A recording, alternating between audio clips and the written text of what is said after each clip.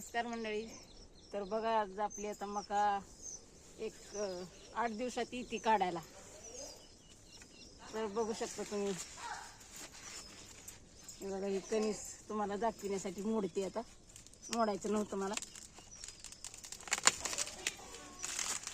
तर आपलं अजून 4-5 दिवस बाकी आहे याला निब्बरपणा यायला.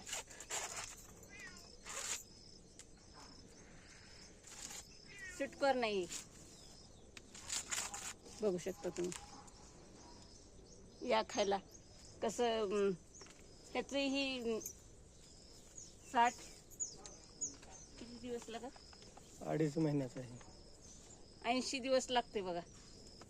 तर हे काही ह्या दुकानातून आणलेलं आहे मी. तर दुकानाची ॲडव्हर्टाईज करणार नाही, सोलापूरला मिळते ते, आपल्याला ॲडव्हर्टाईज नाही करायची. तर एका झाडाला 2 कणस आहेत. हे का बघा, एक बारीक पडते, एक मोठं पडते. तर तुम्हाला कसं वाटलं ही 80-90 दिवसाचं पीक सांगा.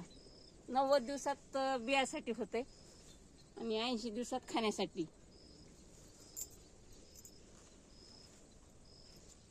आणि डुकरासाठी आता तुम्हाला डुकरासाठी संरक्षण केले आपण तिथे. तर बघा आपण डुकरासाठी केले आता संरक्षण. इथं काय घरापाशी आहे म्हणून काही केलं नाही.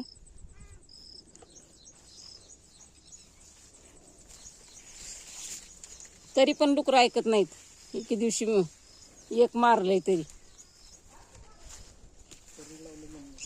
मारून टाकलं त्याला. जाळी लावल्यावर, जाळीला अडकल्यावर मरलं.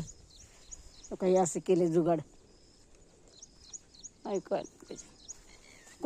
कुत्रे आहेत. ही 2 काकऱ्या गावरांच्या आहेत. ह्याला आणखीन नाही लागलेलं.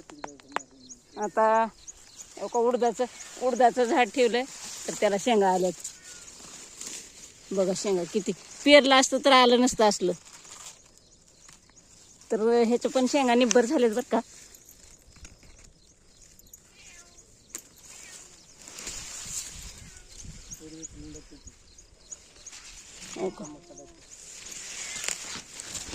एक एक शेंग वाळायला यायची पण. तर बघू शकतो प्लॉटच आहे. 1.25 एकरचा प्लॉट झाला. 60 सरी झाली. दिसतंय का?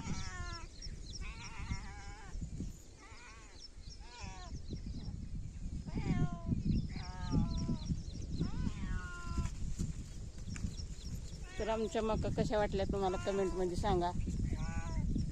तर ह्या काही तर ही अगोदरच्या भाजीचा फेर संपलाय. आता मेथी टाकतो आम्ही. आता ही भाजी आली आता इकायला. पलीकडं सोयाबीनला पाणी चालू आहे, भाजीला पाणी दिलंय. तरी आज टाकतो मका आणि कांद्याचं बी. मालक बोलायले तुम्हाला, बोला. सगळ्यांना राम राम सांगितला. कसं वाटलं कमेंटमध्ये सांगा आम्हाला.